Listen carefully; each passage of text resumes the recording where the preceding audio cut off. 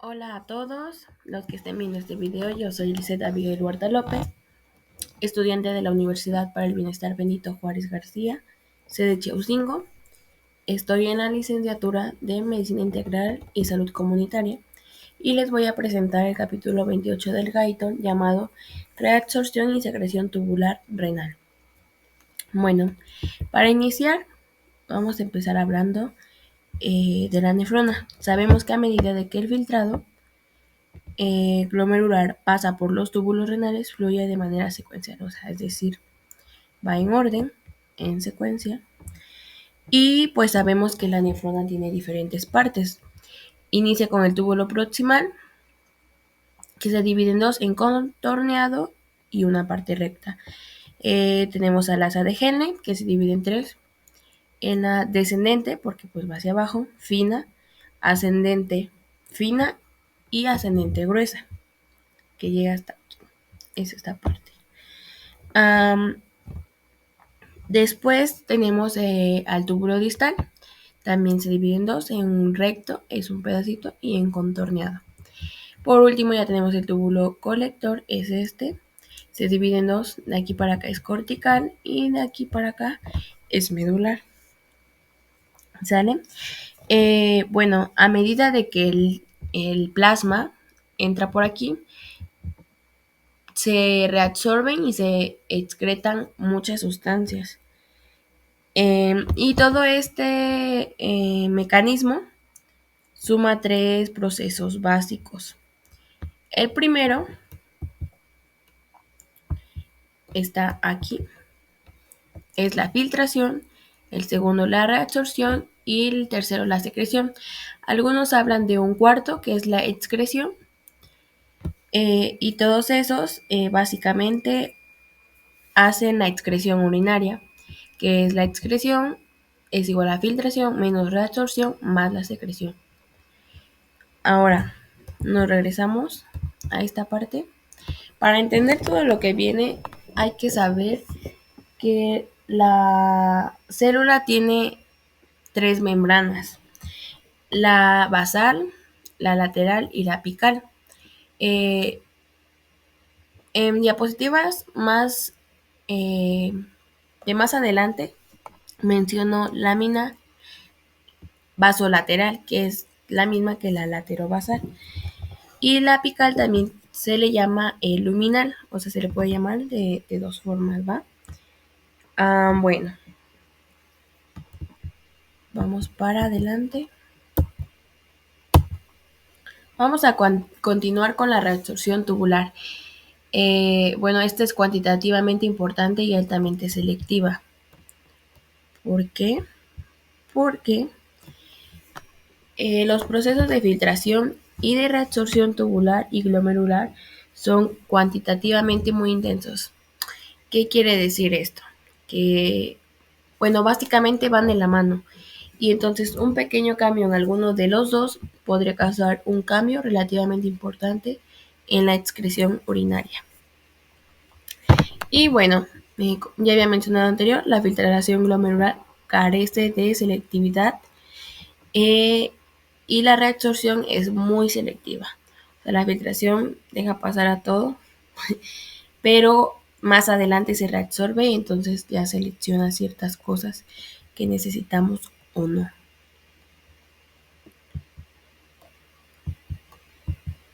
Vamos para adelante.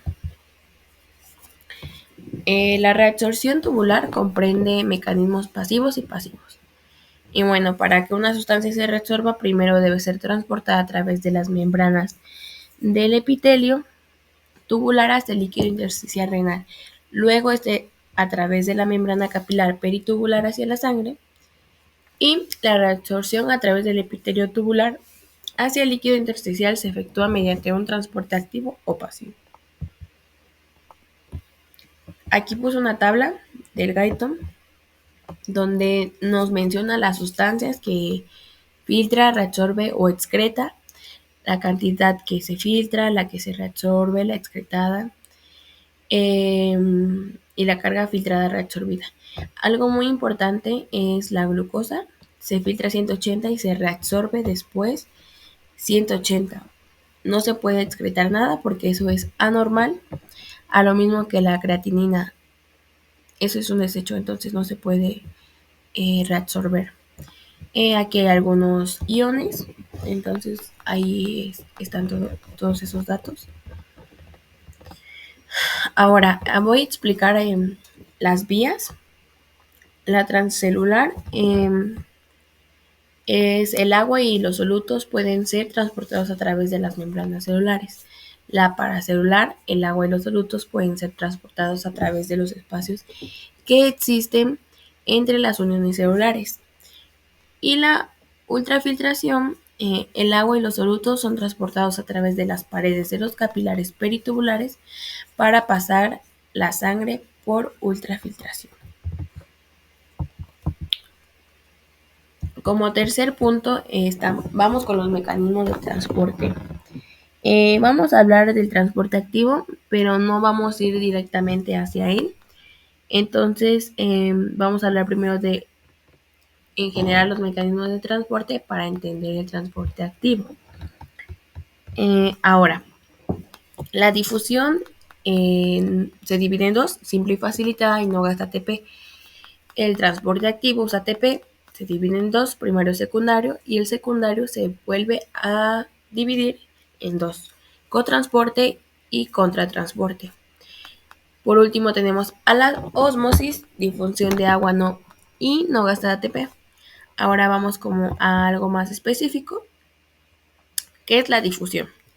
Bueno, la difusión es el paso del soluto a través de una membrana de permeabilidad selectiva desde un medio mayor, como este de aquí, a una concentración o a un medio de menor concentración. Va para acá, a donde hay menos concentración de soluto. Y la difusión simple y la facilitada. Bueno, ¿qué pasa con estas? Resulta que en la difusión simple, pues no gastan energía, como lo dije hace rato en el resumen, aunque en algunos casos se usa como poros, que al final no son proteínas, pero la difusión facilitada, que es con interacción de proteínas transportadoras, sí o sí usa proteínas, porque pues ayudan a transportar. Y aquí puse una imagen. Ahora vamos con el transporte activo, que es el movimiento de moléculas a través de una membrana celular desde una región de baja concentración a una región de alta concentración o en dirección opuesta a algún gradiente o algún otro factor obstructivo. Les comenté que se divide en dos. El primario es acoplado directamente a la hidrólisis de ATP y el secundario acoplado indirectamente a la hidrólisis de ATP. Ahora, bueno, en el transporte activo primario, el ejemplo más común es la bomba sodio-potasio ATPasa, en donde 3 sodios pasan al exterior de la célula, esta es el exterior, y 2 potasios van hacia el interior de la célula. Este es el exterior, este es el interior. Entonces, pasan 3 sodios de aquí hacia afuera y 2 potasios del interior hacia el exterior. Bueno, ahora hay otros transportadores activos de los riñones, que son la bomba de hidrogeniones ATPasa, la bomba de hidrógenos potasio ATPasa y la bomba de calcio ATPasa. Vamos con el transporte activo secundario. Este básicamente usa la energía del transporte activo primario, o sea, usa energía indirectamente. Entonces, vamos para allá.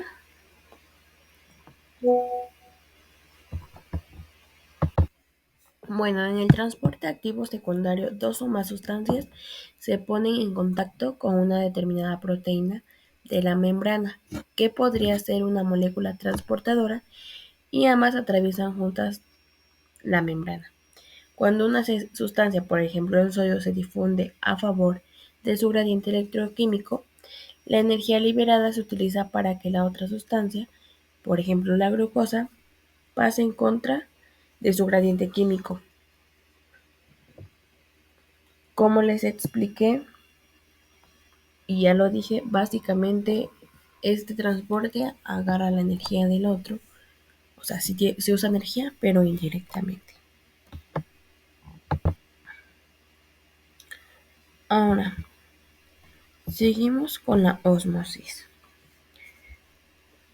Bueno, ¿qué es la ósmosis? Es el paso de solvente a través de una membrana de permeabilidad selectiva desde un medio de menor concentración a uno de mayor concentración. ¿Esto para qué? Básicamente para formar un equilibrio. Bueno, en donde tenemos dos compartimientos, como el compartimiento derecho tiene mayor concentración, o sea, su osmolaridad es mayor, el solvente, o sea, el agua, pasa por ósmosis hacia el otro lado. El resultado es el equilibrio.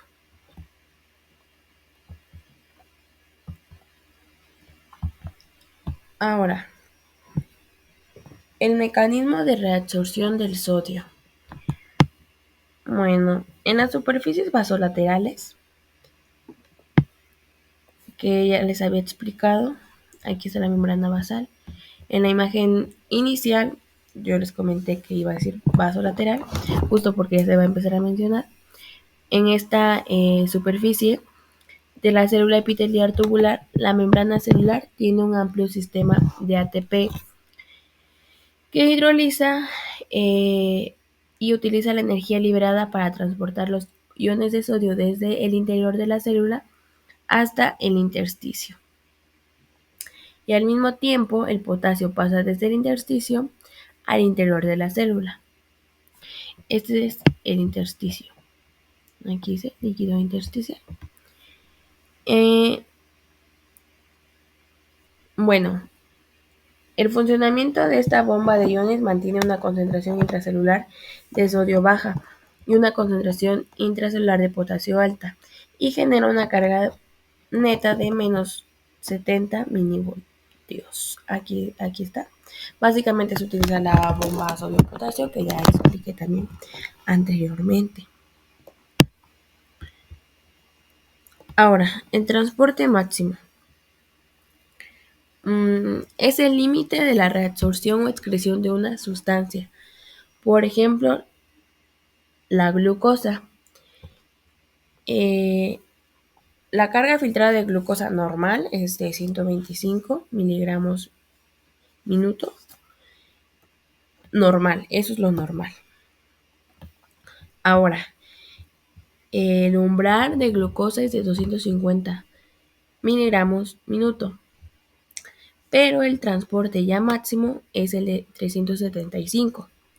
Ahora, ¿a qué me refiero con eso? Me refiero a que cuando la carga filtrada de glucosa aumenta por los 250 miligramos por mililitro, lo que equivale a 200 miligramos por decilitro de glucosa plasmática, la glucosa deja de reabsorberse en algunas partes de la nefrona o parcialmente. Después ya se deja de reabsorber completamente cuando ya está en 375.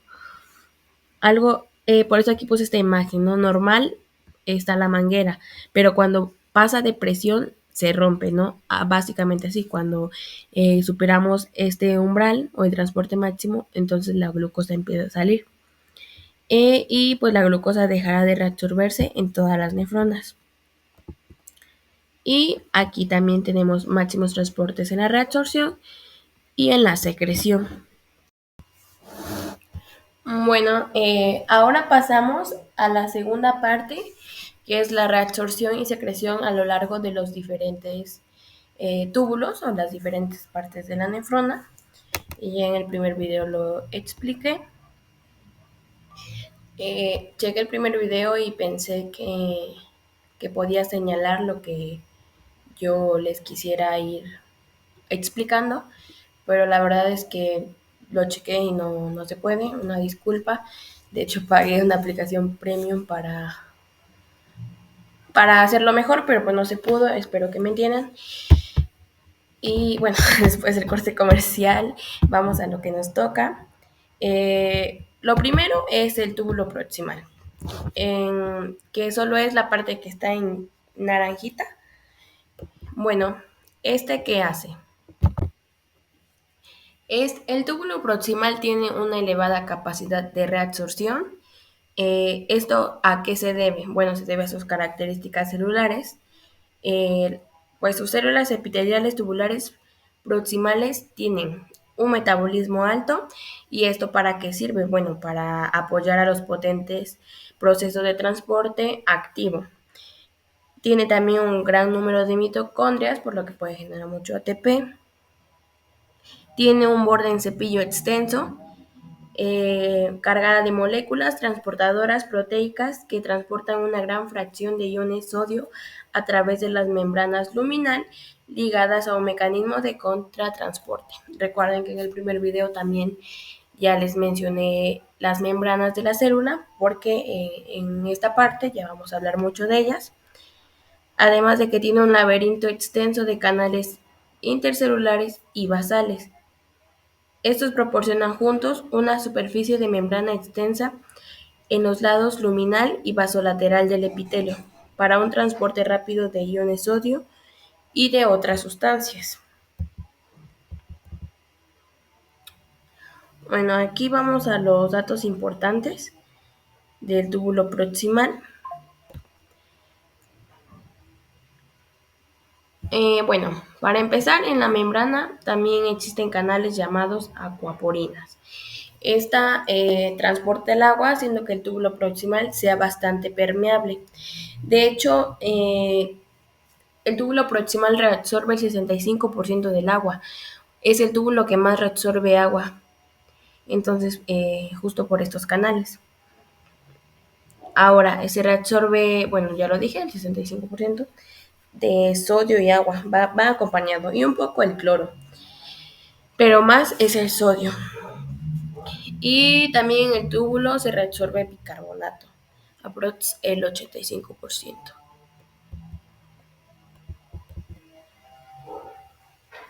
Y aquí tenemos una imagen donde aquí les quería explicar como todo el proceso de reabsorción y las bombas y todo eso. Bueno, ¿qué pasa aquí? Que en la membrana vasolateral existen muchas bombas de sodio. Sodio, potasio, ATPasa, ya la mencioné. Recordemos que es un transporte activo primario porque usa energía directamente del ATP. Y además, esta saca tres iones de sodio hacia el intersticio y 2 iones de potasio hacia la célula. O sea, el sodio lo mete y el potasio, el sodio lo saca hacia el intersticio y los iones de potasio los mete hacia la célula. ¿Va? Todo esto en contra del corriente, del gradiente, como sabemos, pues así se caracteriza el transporte activo primario. Y bueno, ya de aquí esto activa cotransportadores de glucosa y aminoácidos en la membrana luminal, haciendo que el sodio se reabsorba junto con la glucosa y aminoácidos. Y vamos a ver que la glucosa a su vez se transporta hacia el intersticio por un transportador de glucosa llamado GLUC. Y como la concentración de glucosa aumenta dentro de la célula, el transporte se genera en un medio de mayor concentración a uno de menor concentración, por lo que se trata de una difusión. Y como usa una proteína, pues es una difusión facilitada. Lo mismo pasa con los aminoácidos. El potasio que entra a la célula desde el intersticio vuelve por los canales de potasio. O sea, el potasio tiene canales de potasio y se reabsorbe glucosa. aminoácidos y sodio. También el sodio entra por las proteínas ubicadas en la membrana apical o luminal. En la membrana también existen canales llamados acuaporinas, ya lo mencioné, pero lo vuelvo a decir, que transportan el agua. Es que de verdad que es sorprendente cómo este túbulo es el que más absorbe, ¿no? Bueno, la mitad del túbulo proximal reabsorbe mucha glucosa y aminoácidos, pero poco cloruro. Y la segunda mitad reabsorbe mucho cloruro y poca glucosa y aminoácidos. También se reabsorben principalmente sodio, cloruro, potasio y agua por los espacios intercelulares. También algo que mencionar aquí es que hay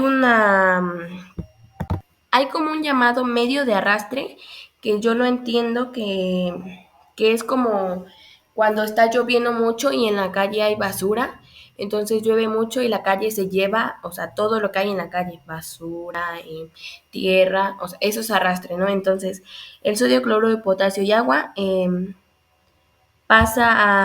bueno, se reabsorbe en los espacios intercelulares por este medio de arrastre. Yo les quisiera mostrar aquí con la manita cuál es la membrana apical, la vasolateral y explicar un poquito más, pero pues no se pudo. Discúlpeme, yo confío de que en el primer video me hayan entendido bien de cuáles son esas membranas, cuál es cuál y de que me entiendan cómo funciona la bomba sodio-potasio, que es la que más mencionamos. Ahora pasando con la secreción del túbulo proximal. Eh, bueno, este es muy importante para la secreción de ácidos y bases orgánicos, como sales biliares, el oxalato, el urato y las catecolaminas. Muchos de estos son productos finales del metabolismo y de sí o sí se tienen que eliminar. Bueno, además de esto, los riñones secretan muchas otras cosas, por ejemplo, fármacos. O sea, sabemos que los fármacos entran y hacen su función y tienen que salir, ¿no? Además de fármacos, también secreta, toxinas que son potencialmente peligrosas en los túbulos y pues las eliminan rápidamente de la sangre. Algunos ejemplos de fármacos son la penicilina y los salicilatos. Otro compuesto muy importante que secreta rápidamente el túbulo es el ácido paraminoipúrico, que secreta con mucha rapidez, que se puede depurar alrededor de un 90%. Y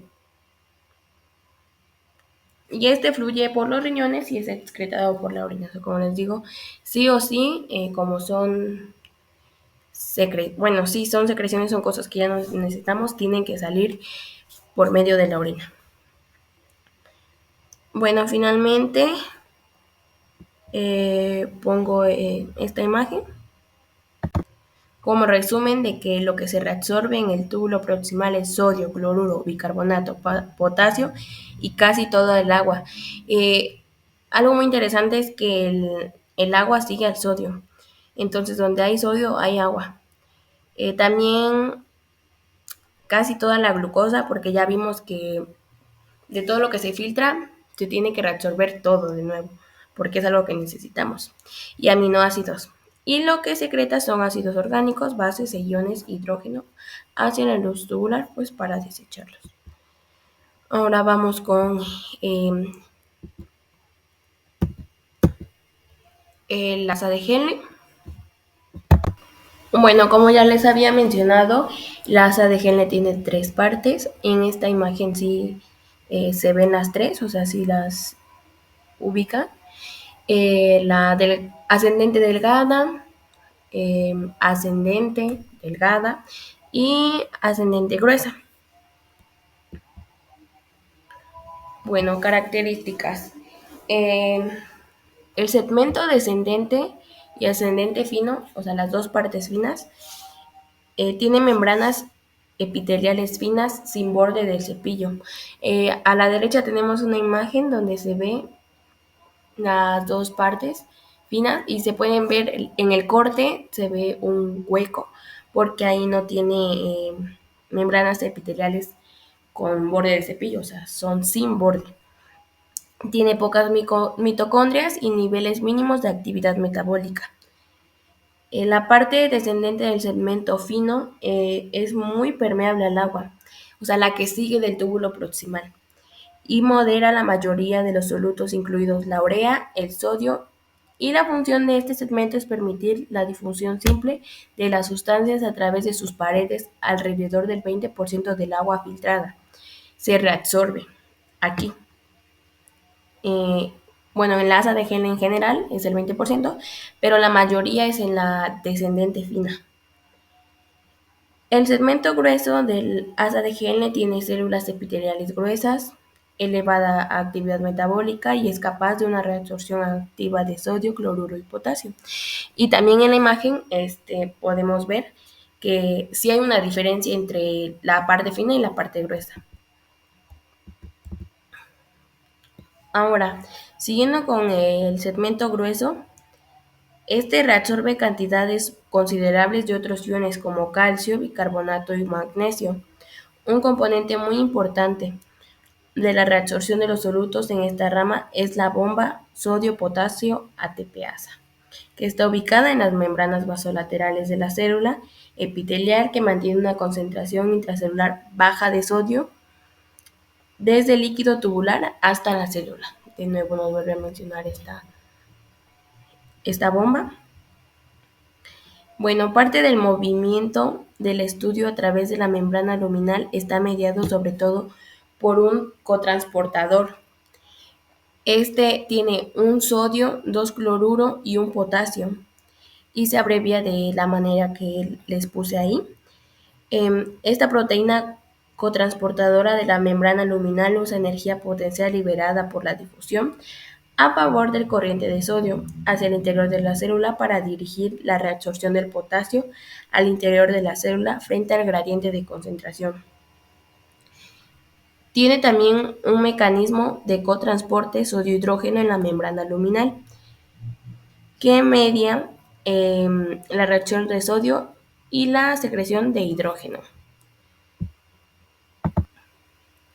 En esta parte también tiene lugar una reabsorción paracelular significativa de cationes como magnesio, calcio, sodio y potasio en la rama ascendente gruesa, debido a la carga ligera de la luz tubular respecto al líquido intersticial. Bueno, el transportador... perdón, aquí se me movió.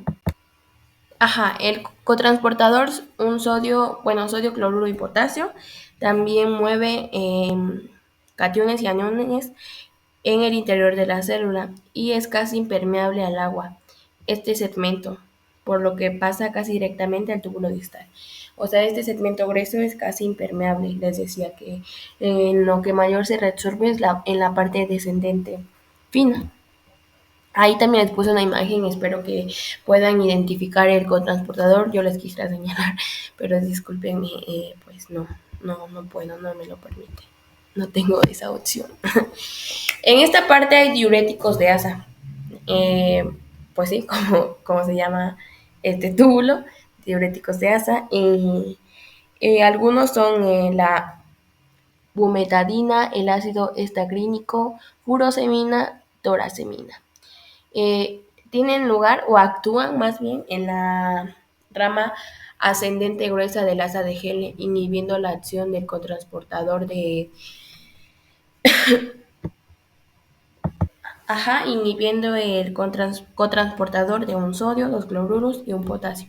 Solamente que ahí lo puse abreviado. Y ahí les puse una imagen del Guyton. De hecho, la mayoría de las imágenes, bueno, algunas no, la mayoría son del Guyton, para que ustedes me puedan entender. También esta información es pues de ahí, como lo dije al inicio.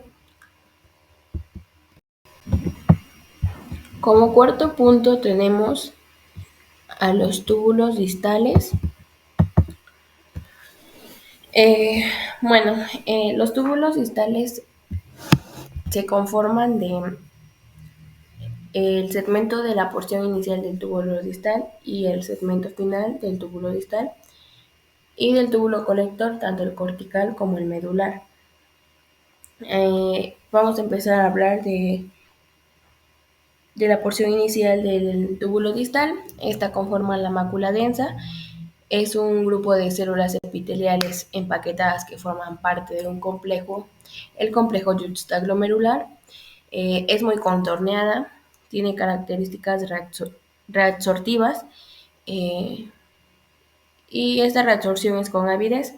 Iones como sodio, potasio y cloro. Bueno, también es importante mencionar que tiene características importantes a la rama ascendente gruesa de las ADGN. En la membrana vasolateral se encuentra la bomba sodio-potasio TPasa. Ya sabemos que esta bomba saca sodio hacia el intersticio y mete potasio a la célula. Esto genera una carga intracelular de sodio baja. Y esto activa un cotransportador, la bomba de sodio cloruro, en la membrana luminal. En esta bomba lo que hace es reabsorber sodio y cloruro.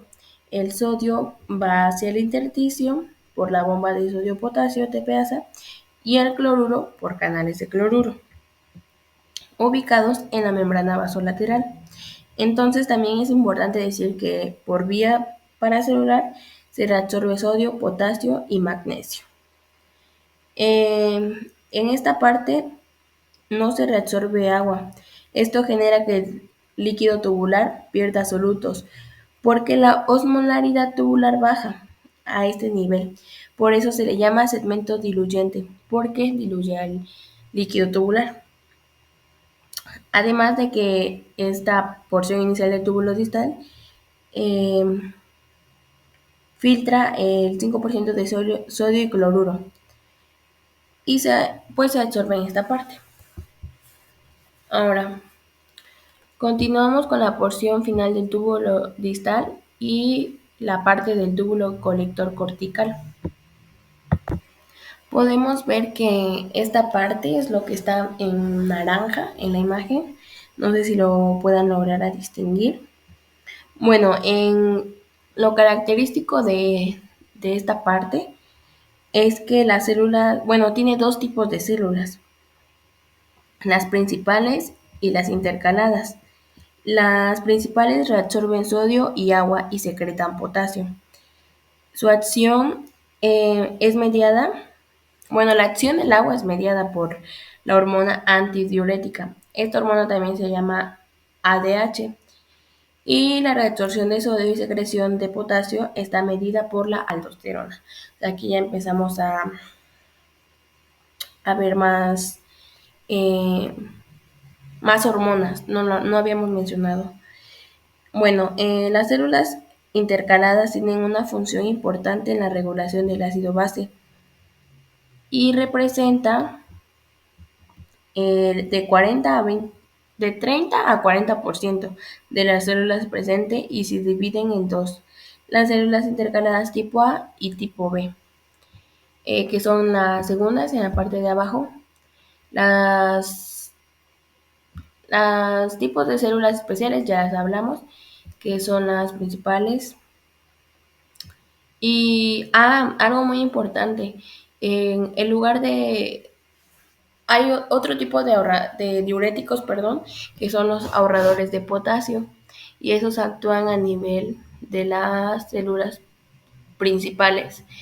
Algunos tipos de diuréticos son la espironolactona, la espleronona, la amilorida y el triamtereno.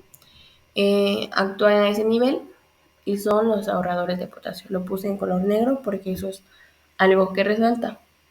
Como ya dije, las células intercaladas hay dos. Tipo A, secretan iones de hidrógeno, tiene un transportador hidrógeno ATPasa y un transportador hidrógeno potasio ATPasa.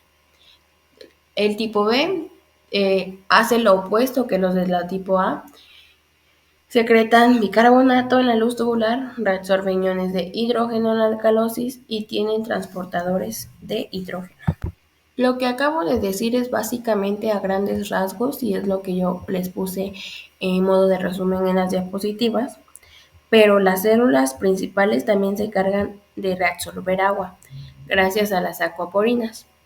Em, Estas están en ambas membranas, en la basolateral y en la luminal o apical, pero esta reacción de agua está dependiente de la hormona antidiurética, que también se llama ADH o muchos también la conocen como vasopresina. Esta hormona es producida por el hipotálamo, pero se almacena en la hipófisis y cuando la osmolaridad de la sangre aumenta, las células osmorreceptoras del hipotálamo detectan ese aumento de la osmolaridad, hace que libere la hormona ADH y esto aumenta la permeabilidad del agua en estas células, que son las células principales. Básicamente, sin ADH no habría reabsorción de agua. Hay una enfermedad, es la diabetes insípida, la cual no produce ADH o si se produce, hay una resistencia a esta o no la aceptan. Bueno, básicamente es lo mismo, o sea, hay una resistencia y pues no la está aceptando de la manera correcta. Pero también pasa lo contrario. Es cuando se secreta mucha hormona antidiurética, que sería la secreción inadecuada pues de esta hormona. También aquí puse la imagen de básicamente qué es lo que sale y qué es lo que entra en esta porción. Aquí de nuevo están los diuréticos ahorradores de potasio que ya les mencioné. Estos solo son imágenes para que ustedes lo entiendan mejor. Esto es de todo el proceso que hacen, de que saca estos iones, pero mete estos iones, usa esta bomba. Es lo que les expliqué ya, pero ahora con imágenes. Ya por último, vamos a hablar del túbulo colector medular. Bueno, los conductos colectores medulares reabsorben habitualmente menos del 5% del agua y del sodio filtrados. Estos son el lugar del procesamiento de la orina, el lugar final, porque pues ya de ahí sale hacia las demás estructuras y pues desempeña una función fundamental en la determinación de la eliminación final en la orina de agua y solutos. Las células epiteliales de estos tienen una forma casi cúbica, con superficies lisas y un número relativamente reducido de mitocondrias.